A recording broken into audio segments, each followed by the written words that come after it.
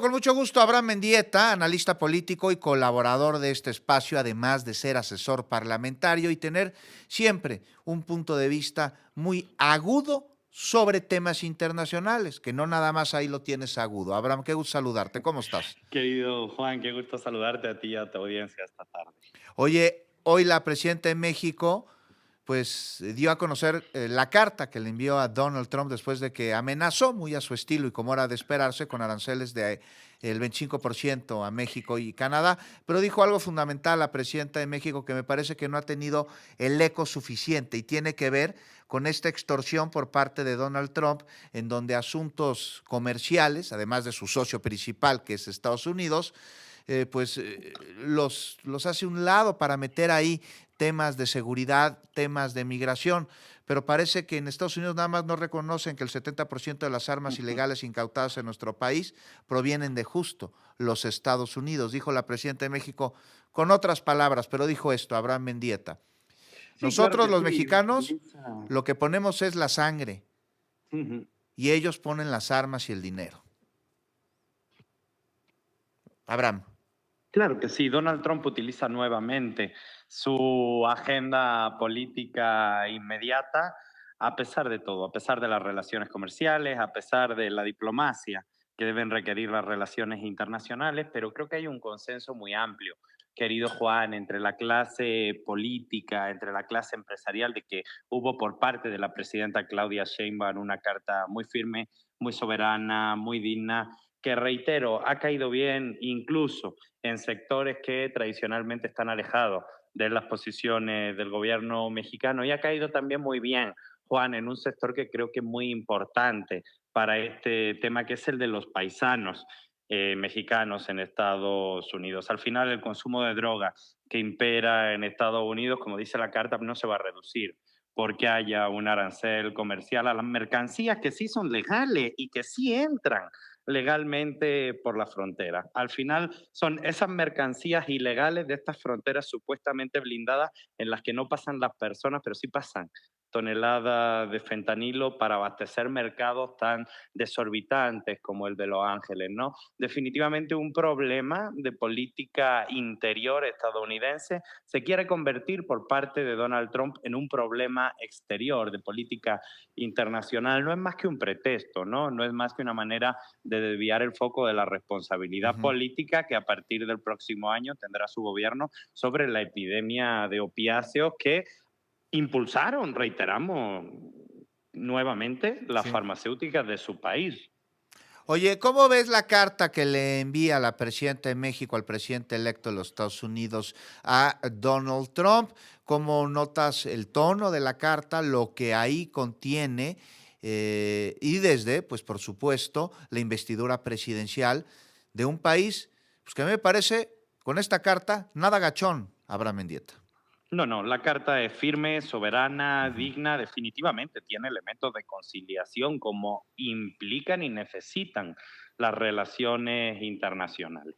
Pero yo veo una carta muy firme que, reitero, ha generado un amplísimo consenso, salvo en los extremos más ridículos del espectro político, incluso en sectores empresariales, en las comunidades migrantes, en las propias empresas estadounidenses que ven con preocupación esto. Recordemos que una escalada arancelaria podría generar una crisis de inflación en los Estados Unidos, podría ralentizar muchísimo el consumo de la sociedad estadounidense y, por supuesto, que tendría consecuencias para México, pero también tendría unas consecuencias similares del otro lado de la frontera. Al final, la economía está completamente interconectada. Esta es la región económicamente más bollante del mundo entero, América del Norte, y bueno, y también una provocación a Canadá justo antes de la renegociación, bueno, de la ratificación, mejor dicho, del Tratado de Libre Comercio. Son amenazas vacías, es politiquería, juega dentro de una agenda pensada en lo nacional y creo que forma parte de lo que podríamos esperar con Donald Trump. Incluso si hacemos memoria puede ser un déjà vu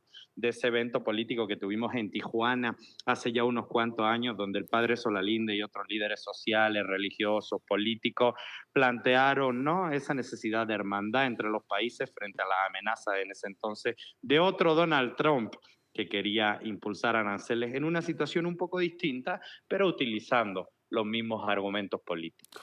cómo acercarse a través de las negociaciones a la administración Donald Trump, incluso antes de que rinda protesta el presidente electo de los Estados Unidos. Conversaba con el subsecretario de Comercio Exterior de la Secretaría de Economía hace unos minutos y me dice, sí, una negociación y una relación que se esperaba comenzase ya entrado el próximo año, comienza el día de hoy.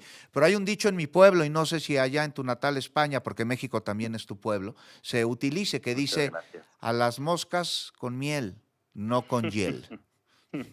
Hay que tratar el tema con inteligencia. Al final, si entendemos que esta escalada de oratoria por parte de Donald Trump lo que busca es tener un efecto en la política interior de su país y en eso está pensando, entonces hay que tratar el tema con inteligencia y no por eso dejar de ser firme, soberano y digno, como se demuestra en la carta de hoy, pero sí con prudencia e inteligencia para cuidar a nuestros paisanos que están del otro lado, para cuidar las relaciones comerciales que son fundamentales, para cuidar la hermandad entre pueblos. Al final los gobernantes no pueden acabar con la hermandad que hay entre pueblos tan vinculados como el mexicano y el estadounidense. Y bueno, creo que esa es la clave.